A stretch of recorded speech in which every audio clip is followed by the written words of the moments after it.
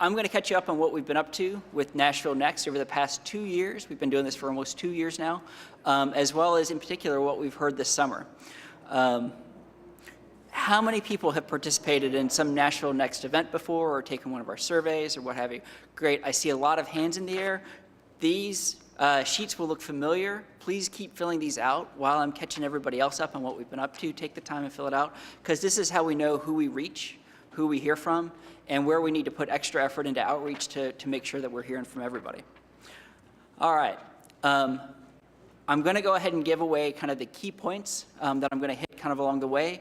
These are our big 6 takeaways throughout the last 2 years as we've been putting together this map, this preferred future. One is we want to protect sensitive environmental features. We want to build out a complete transit network. We want to maintain and improve household affordability across all incomes throughout the county.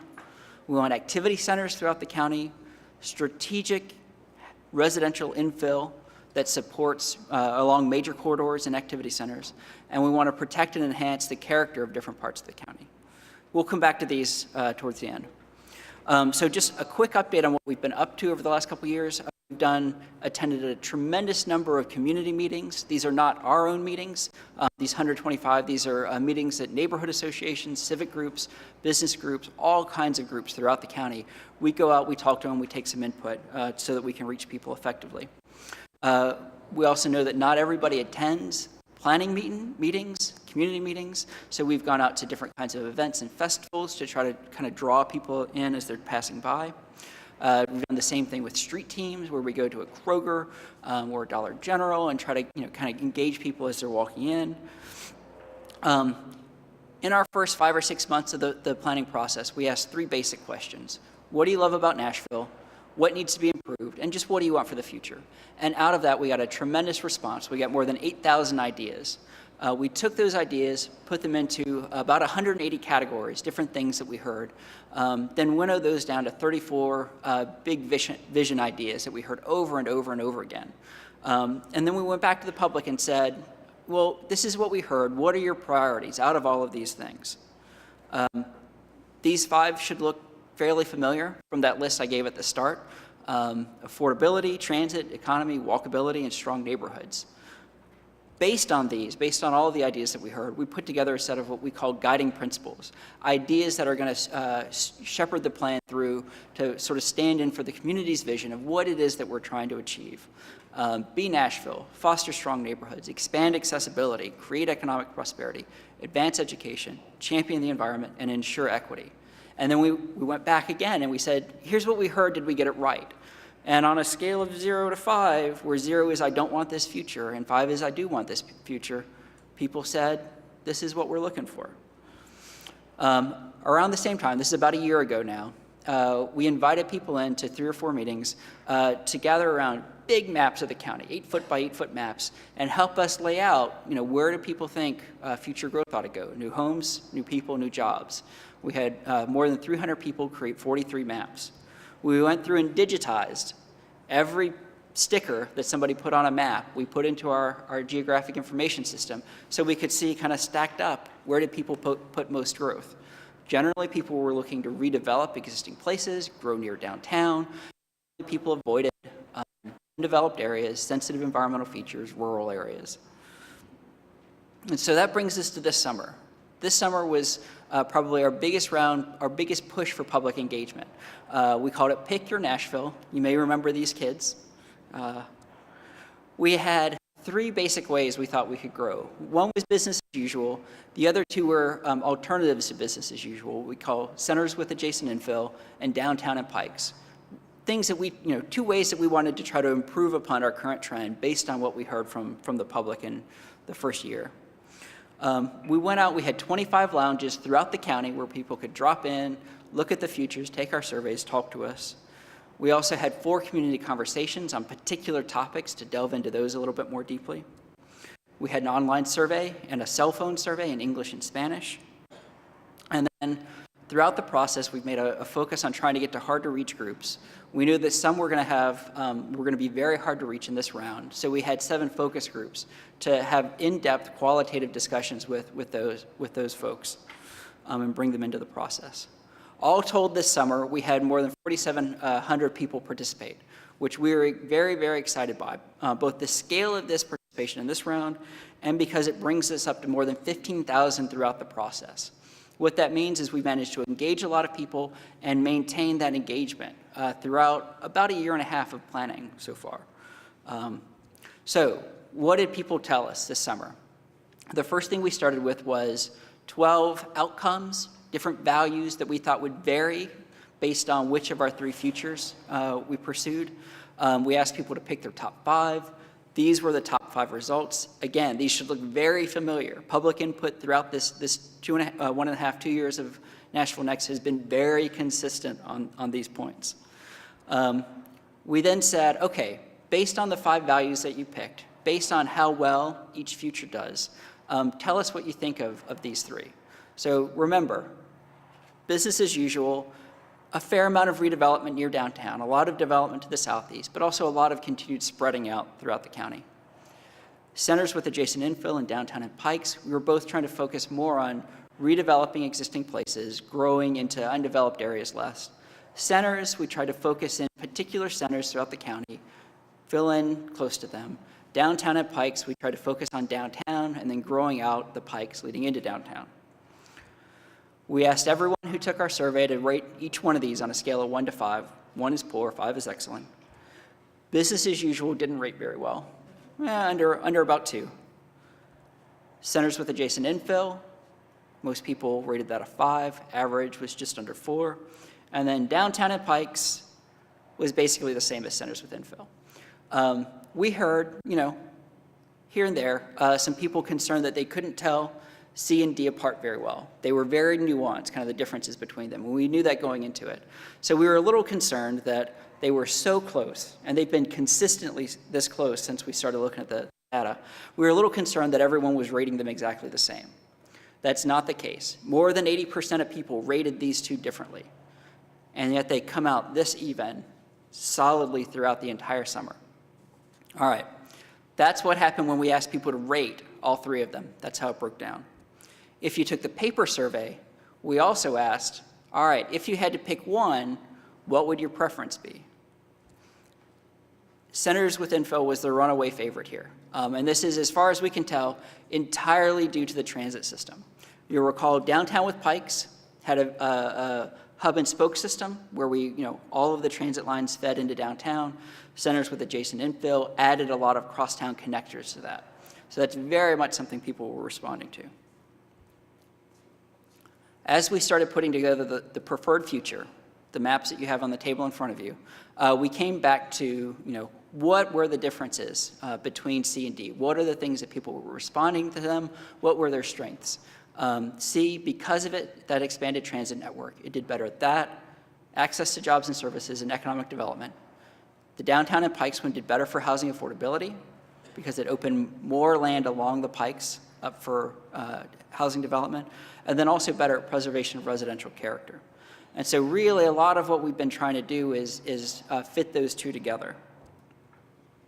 I want to make a couple points about affordability and transit before introducing the preferred future. First, at our housing and gentrification community conversation, we had just an absolute blowout crowd. I mean, it was by far the most attended event that we've had other than our kickoff. More than 300 people came out. And it was an incredible array from people of different backgrounds and from different parts of the county. That's reinforced by the fact that when we looked at who was it saying that housing affordability is an issue, it's more than half of everyone that we heard from in every part of the county. So this is an extremely broad issue. It's not primarily a low-income thing. It's something we're hearing up and down, inside and outside of the urban core. On the transit side, we worked with MTA to include a few questions in our survey that come at the transit system from a different perspective, from looking at, if I've got a fixed budget for transit, what are some of the trade-offs that I have to make between further stops and faster routes or closer stops to where I live that kind of slows the route down because it's got to be very circuitous. Generally what we heard, asking a question in a different way, was continued support for the transit systems we were exploring in the 3 futures, which is more frequent, more direct, even if that means longer walks and service in fewer parts of the county. Now, one thing I want to make clear is that this, by and large, we're probably hitting aspirational transit users with this question. When MTA asks this of their current riders, they will probably get a different set of responses. But that's part of the difference between kind of a short-term plan for operations over the next 5 years and the long-term vision that we're trying to set forth working with them.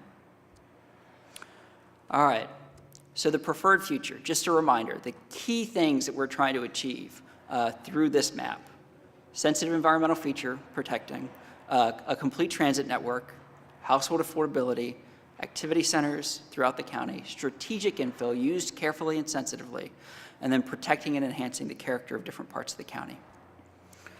So what this map is, what the preferred future is, it's our way of sort of pausing after we collected all of this information this summer, putting our thoughts together and saying, did we get it right? This is our proposal for what's going to go in the plan. It's not done yet, it's not adopted, it's our proposal, it's us thinking out loud with y'all. What we propose to do with this is to align spending, regulations, and metro programs to improve quality of life for people in Nashville, so that new development and redevelopment, when it happens, is in line with our community's values. The way that we've put it together, it's a series of layers, and I'm going to walk through each one of those. And then when Jennifer comes up to walk you through the exercise, we're going to walk back through them again so we can kind of step through and understand what you think about each one of these. But I'm going to do the overview right now. First, our green network. These are our natural landscapes, natural areas. These are our rural landscapes, farming areas, streams, floodplains, steep slopes. Also our park network, our greenway system. Looking at kind of how this ties together the natural functioning of Davidson County and works for people for recreation, for cleaning our air and water, that kind of thing. We worked with looked at the current open space master plan, brought in a concept that they had called open space anchors. These are kind of our big premier parks in different parts of the county. And we've identified those in the darker green on the map. We've also identified, based on that plan, an area in the southeast that's lacking an anchor. So we want to kind of use this both to recognize what's there and where we need to continue working to fill in. The green network, generally, our focus is preserving and expanding and restoring this. For neighborhoods, very pale yellow on your maps, these are areas that generally currently exist, that currently provide a mix of housing types across the county, a mix of character areas, rural, some suburban, some urban, with smaller pockets of retail, of office, of employment, civic uses like churches and schools. Generally, we want to sustain the character, maintain the character, and enhance kind of the way that these are supporting our residents. The next thing that I want to highlight is a faint brown buffer along our major roads and around each center.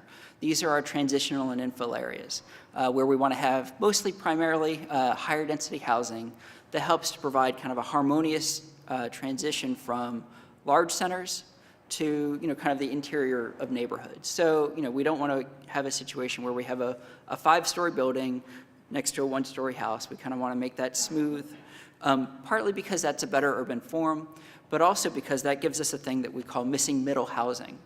These are a range of housing types between mid-rise and taller buildings on one end, single family on the other, things like triplexes and fourplexes, bungalow courts, townhouses, courtyard apartments. These are things that introduce more of a variety of housing types at a different range of costs than a lot of what we're building right now. We think if we use this strategically to make transitional areas, this can be a win both for maintaining character and improving affordability. Next, we've got a series of centers throughout the county. These are pedestrian-friendly areas that support high-capacity, frequent transit use.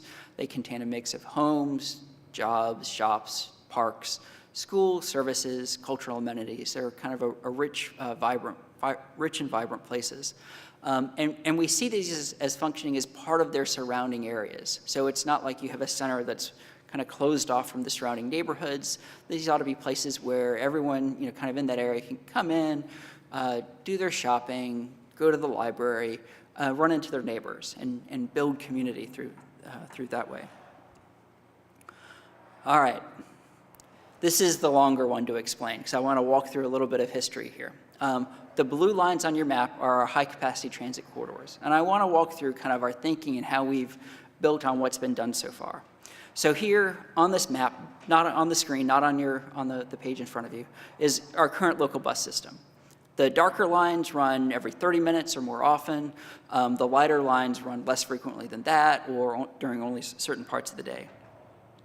Several years ago, we started looking to expand this transit network, get into more different kinds of modes, get into higher capacity modes. And so we added the Music City Star running out to Lebanon. We added the Gallatin BRT Light Line, a little bit more intense, more frequent, higher capacity. And then we followed that with Murfreesboro BRT Light last year. And then the recent plans have been to expand the BRT Light on Charlotte and Nolensville Pikes, and then adding full BRT on West End. And then, of course, all of this has happened in a regional context where we've been doing regional plans to connect from Davidson County out to the region, the thick dashed lines. So for us, this was kind of our starting point. We took this as a given. This was the result of a lot of years of planning and effort.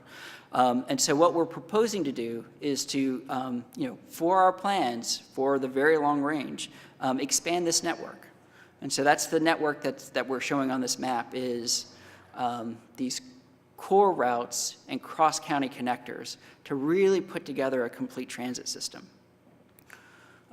We would look to make more of a focus on the thicker lines. These are areas where we think we can have a big impact, expanding service in the near term, maybe the next 10 years, whereas some of these are farther out.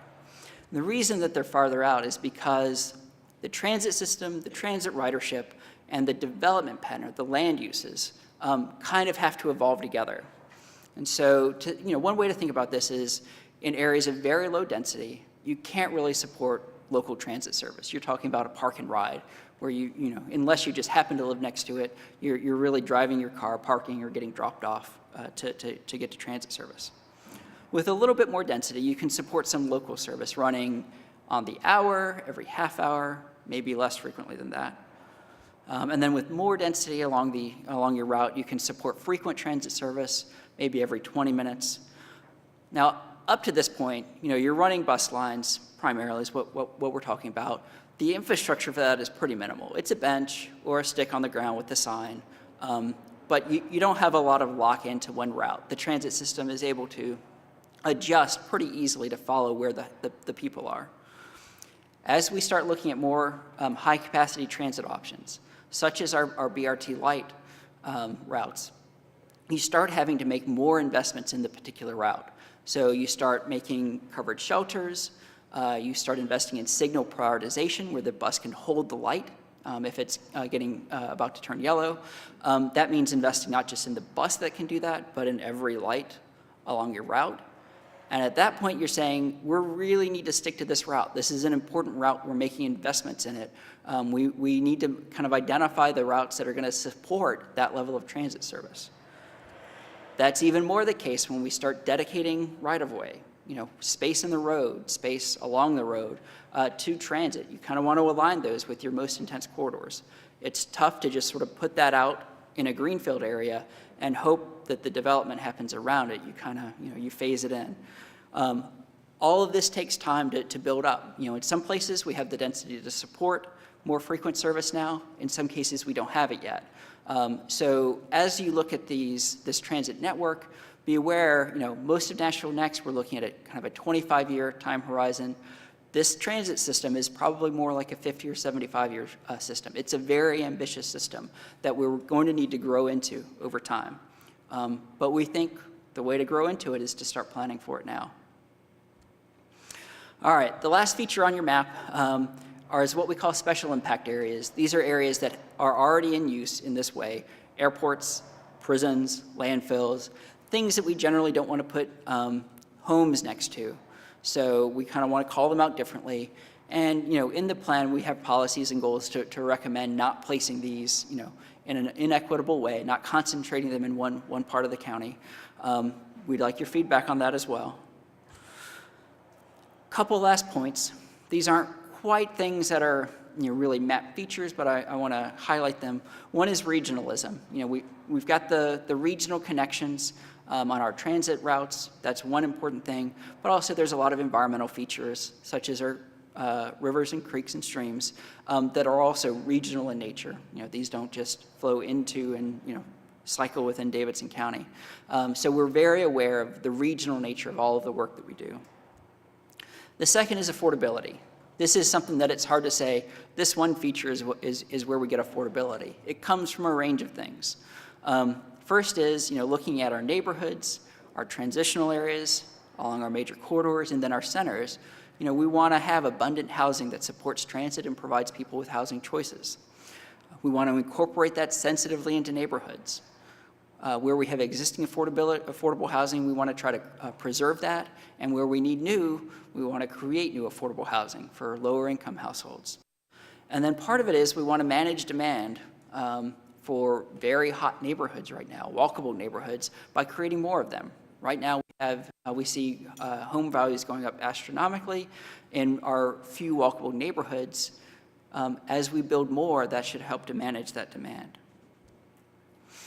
Generally, kind of from our perspective, the conversation that we've been having with the community for the past 15 or 20 years through our community plans, this preferred future is not proposing a great deal of change from a land use policy perspective, that what's in those community plans. This is actually pretty conservative. You'll hear more about that in the second part. The biggest thing that we've heard, our biggest takeaway, what we think the biggest value that NashvilleNext is bringing is the need to identify and then identifying better tools for achieving some of these things, for maintaining affordability, spurring demand throughout the county, building the transit vision, and growing greener. So that's what we hope to do as we roll out the draft plan in a few months. The last thing I want to end with, I skipped over the different kinds of centers that we have. We've identified several tiers. And what we want to use these tiers to, what we want to use the centers to do, is really to coordinate investments. Beyond any particular tool, any zoning change, any particular investment, we think coordinating all of the things that Metro does with the things that nonprofits do and the private sector is the best way that we have for achieving the vision people have been asking us for. So in our tier 1 centers, the darkest ones, these are where we think we can have the greatest impact to shape demand to improve quality of life over the next 10 years. Tier 2 are areas where there will continue to be investments throughout the county, but these might be have their most coordinated investments beyond 10 years. And then tier 3 are areas that probably aren't going to get a focus right now, but if the private sector brings along an opportunity that fulfills the vision of NashvilleNext, that could be that's something we'll want to work with. So what does coordinated investment mean? These icons are from all of the different plan elements. Rick mentioned arts and culture, housing, economic development, education and youth. We're kind of taking a very broad view here. But some of the things that we're talking about could include sidewalks, public facilities, parks, our urban forest and greenways, transit, bikeways, and infrastructure. So if there's a part of town that has older infrastructure, that going ahead and upgrading it would kind of help open it up to new development, that could be a tool. Community schools, youth programs, economic and workforce development, creating and preserving affordable housing, and then placemaking and access to cultural amenities, kind of the things that make neighborhoods lively and feel kind of lived in and give a sense of ownership. Ultimately in the plan, we won't call it the preferred future, we'll call it maybe the growth and preservation concept map, maybe something else that's less wonky. But we'll also have a series of other maps that provide a little bit more detail. So here, the green network is basically 2 colors. We'll have kind of an open space network that delves in more detail and says, what's the floodplain, what's the steep slopes, what are the other things that we want to preserve, those kind of things.